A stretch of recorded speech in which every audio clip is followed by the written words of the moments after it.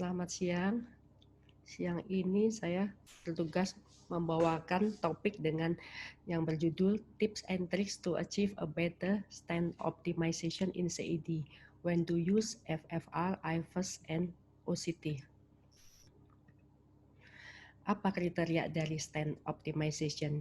Yaitu didapatkannya minimal stand area lebih dari 5,5 mm dengan IFUS atau lebih dari 4,5 mm persegi by OCT pada lesi non-leftman, dan juga terjadi ekspansi stand relatif lebih dari 80%. Ada juga syarat-syarat yang lain, kalau bisa jangan timbul diseksi yang lebih berat dari kriteria ini, atau ada stand kita landing zone-nya jangan pada pembuluh darah yang mempunyai plak burden lebih dari 50%, jangan terjadi malaposisi, jangan terjadi protrusion ekstensif, dan juga ada stand yang kurang berkembang. Intracoronary imaging itu merupakan kacamata dari interventional cardiologist yang modern yang tidak menyukai keputusan buta. Ya, jadi imaging ini diperlukan baik before PCI maupun during PCI dengan sehingga dapat mengenali hal-hal sebelum melakukan PCI sehingga bisa menentukan strategi, ya, dan juga selama PCI itu juga untuk menentukan apa yang kita lakukan dalam pemasangan stand sudah sesuai dan tidak meninggalkan hal-hal yang membuat masalah di kemudian hari. Sekarang antara FFR, IFAS, dan OCT mana yang harus dipakai dan kapan harus dipakai?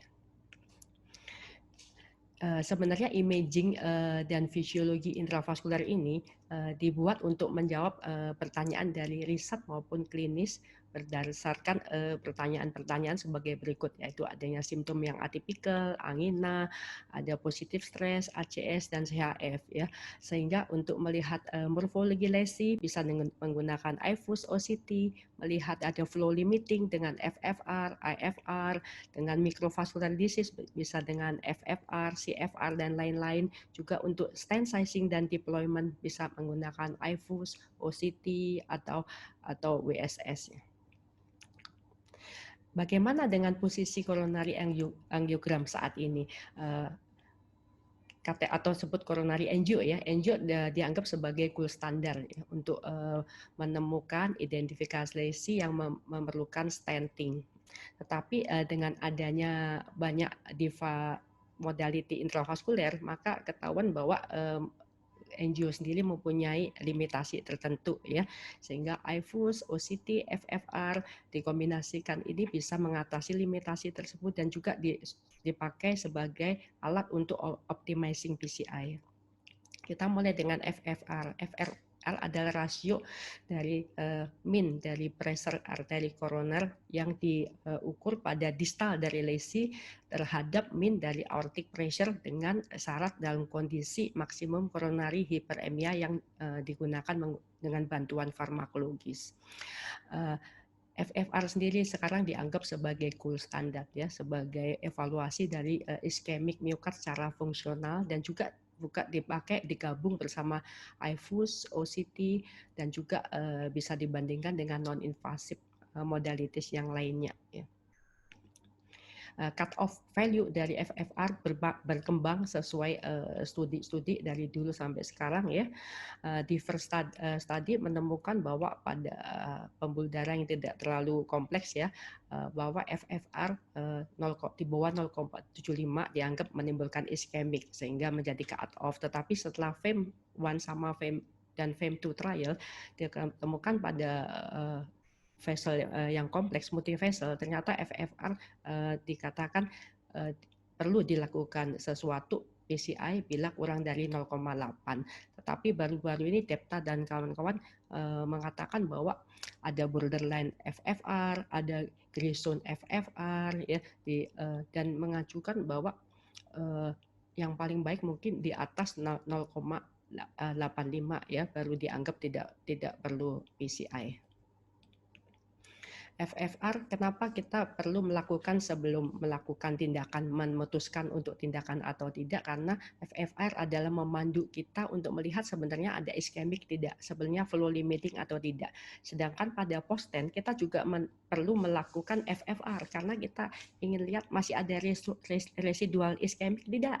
Ya, dan hal ini akan menentukan prognostik dari suatu PCI yang dianggap sukses. Ya. Ini adalah gambaran FFR pada multivessel pada suatu pembuluh darah koroner. Kita lihat ada beberapa lesi ya, kemudian dilakukan dengan pullback ya. Didapatkan bahwa paling distal 0,74 pressure gradiennya, yang di tengah 0,71, yang di atas 0,98, sehingga memutuskan yang perlu berarti yang distal saja. Tapi apa yang terjadi setelah dilakukan stent di distal, ternyata diukur lagi FFR-nya, ternyata masih gradiennya dari distal ini masih 0,69, yang di tengah ini menjadi 0,72. Jadi masih ada lesi yang bermakna. Setelah kemudian dilakukan stent lagi, ternyata baru didapatkan hasil yang optimal ya. Ini contohnya pada multivessel lesion. Jadi ini merupakan rasional konsep pemakaian FFR pada multivessel disease ya. Dikatakan kalau kita hanya tidak mengukur FFR, hanya stent them all, stent aja semuanya ya, ternyata risikonya di stent tidak stent sama saja ya, tetap tinggi. Kalau stent pada only di ischemic one, maka risikonya akan turun ya, akan menjadi lebih baik daripada memberikan stent semuanya.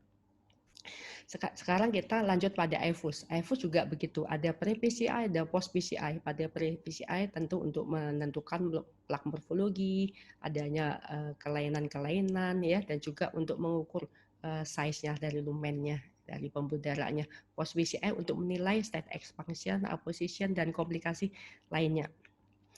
Ini adalah guidance dari EFUS, lesion assessment, appropriate expansion, full lesion coverage, dan adequate stent apposisi, sehingga EFUS dikatakan sebagai guidance yang baik untuk optimizing PCI. Selain itu, EFUS juga berguna pada pasien yang high risk dan juga lesion yang high risk ya, misalnya pasiennya CKD ya. Pada EFUS ini tidak diperlukan pemberian kontras untuk penggunaannya ya. Dan juga terutama Levmin ya, Levmin itu diharuskan memakai EFUS. Sekarang OCT, apa gunanya OCT untuk para intervensionalis? OCT bisa memberikan keterangan gambaran tentang karakteristik dari plak, juga imaging peri prosedural PCI ya, dan juga itu memberikan data kelebihan OCT ini memberikan datanya tanpa diukur, jadi tanpa manual dia otomatis keluar, dan juga memperkirakan long term outcome ya setelah stenting dengan melihat adanya ini stent edge dissection atau plak protrusion ya, dan juga apposisi, sehingga OCT juga berguna untuk optimizing PCI. Kita lihat gambaran pada kasus ini dilakukan predilatasi, kita lihat tetap ada area, ada titik yang tidak bisa dilebarkan dengan balon undilatable ya. Kemudian itu limitasi dari angiografi ya, tidak bisa memprediksi suatu lesi unpredilatable atau tidak. Seperti kasus ini kemudian dilakukan OCT, ternyata banyak kapurnya ya, dan kapurnya tidak rata ya pada hal tertentu. Kalau kita memaksa mempredilatasi dengan upsizing atau dengan pressure yang tinggi, maka yang terjadi adalah diseksi tentunya karena ketidakrataan pressure pada pembuluh darah ya. Jadi kita ketahui bahwa terdapat pengaruh dari kalsium pada stent expansion ya dengan bantuan OCT.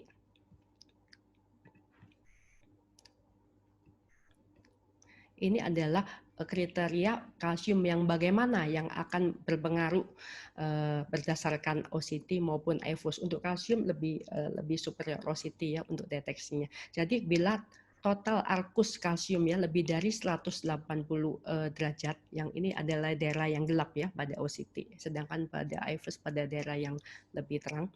Kalau arcus kalsium lebih dari 180 derajat atau ketebalan kalsium lebih dari 0,5 mm, ini adalah menandakan risiko bahwa akan terjadi stent under expansion kecuali kita melakukan sesuatu debulking untuk kalsiumnya ya.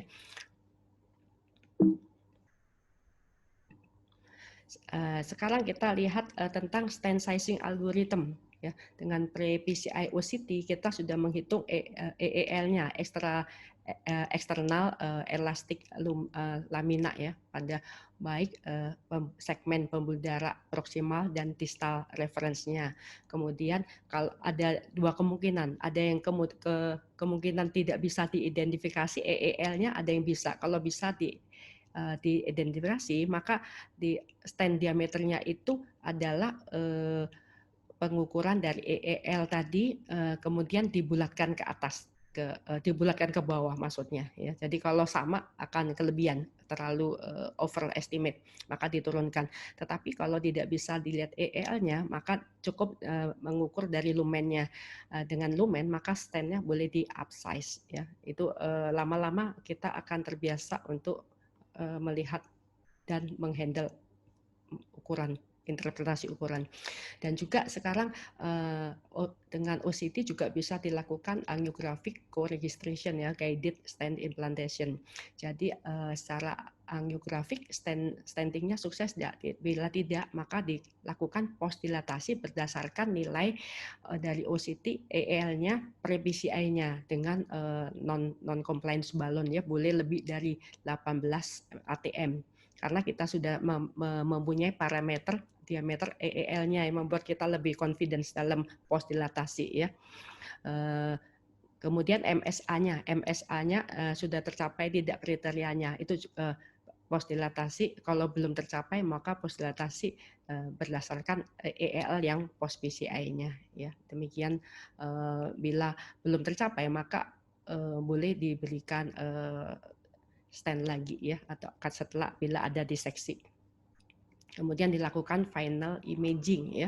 Ini istilah-istilah MSA, MLA dan EEL harus kita kenal ya. OCT dalam 7 step ya. Ini ada pre-intervention assessment, stent deployment, dan juga komplikasi post-procedural assessment ya. Ada 1, 2, 3 sampai 7 ya. Ini perlu kita step by step kenal semua. Kemudian sekarang alatnya mengingat keuntungan kelebihan daripada baik IVUS, FFR dan OCT, maka ada ide atau sudah ada ide untuk menggabungkan ya. Ini contohnya adalah IVUS dengan FFR. Ini step-stepnya dilakukan. Kemudian misalnya tadinya direncanakan single stent strategi, tapi kemudian setelah dihitung dengan FFR kemudian dan juga IVUS, maka bisa juga menjadi two stent strategi ya. Itu jadi untuk mengguiding kita untuk strategi stentingnya. Sedangkan alat yang sudah integrated itu juga ada OCT dengan FFR ya. Jadi ini alat ini sekaligus melakukan FFR dan OCT. Apakah modalitas ini membawa pengaruh terhadap strategi kita dalam PCI? Tentu iya ya. Jadi ini dengan FFR OCT akan menimbulkan perubahan strategi ya. Dengan pre PCI aja perubahan strategi, apalagi post PCI ya juga akan menimbulkan perubahan strategi kita berdasarkan hasil. Ini pendapat dari Morton Jagan, dikatakan bahwa sekarang kardiologi intervensi itu mengalami kegalauan yang disebut dengan cognitive dissonance ya. Itu di mana kita mempunyai ide yang berlawanan untuk melakukan EVUS atau OCT atau FFR atau tidak usah atau gabungan yang mana. Kadang-kadang kita galau. Kegalauan ini bukan karena tidak ada buktinya, karena kita masih pikir apa nggak usah ya gitu ya. Bagaimana pendapat dari begawan-begawan intervensi tentang hal ini? Ini kita mendengarkan begawan intervensi dari Korea ya, SJ Park, dikatakan kapan bila kita sebenarnya hanya melakukan angiografi dan itu sudah cukup ya. Dikatakan bahwa angiografi guided PCI sebenarnya sudah cukup untuk semua PCI. Tapi dengan syarat bila kita mempunyai comprehensive understanding terhadap FFR, IVUS, atau OCT. Kita tahu ternyata sekarang pembuluh darah itu mana EEL ya dan lain-lain, dan untuk stand size-nya kita tahu, FFR juga kita melihat pembuluh darah, lama-lama kita terlatih tanpa menggunakan FFR kita bisa melihat ini pembuluh darah ini sebenarnya layak tidak di stand ya, tapi itu tentu butuh pengalaman. Juga menurut Giulio Guaglielmi dari Italia ya, itu juga sebenarnya intravascular imaging modality itu hanya untuk melakukan fine tuning. Jadi dia melakukan minor adjustment dari pada kita tindakan kita sehari-hari biasanya. Tetapi jangan lupa dengan fine tuning aja itu membuat riset yang akan jauh lebih baik. Sebagai konklusi saya pada hari ini bahwa modalitas intravascular imaging telah memasukin era baru ya, karena banyak data menunjukkan bahwa banyak juga cut off point, tahap-tahap, target ya, batasan itu untuk memperbaiki planning dan optimization dari PCI sendiri, sehingga IFUS dan OCT akan menjadikan kacamata yang ideal bagi kardiologi intervensi ya, yang sebelumnya mungkin agak buram-buram ya, tapi sekarang menjadi lebih jelas, lebih detail apa sebenarnya yang harus kita kerjakan atau apa yang telah kita kerjakan. Terima kasih. Selamat siang.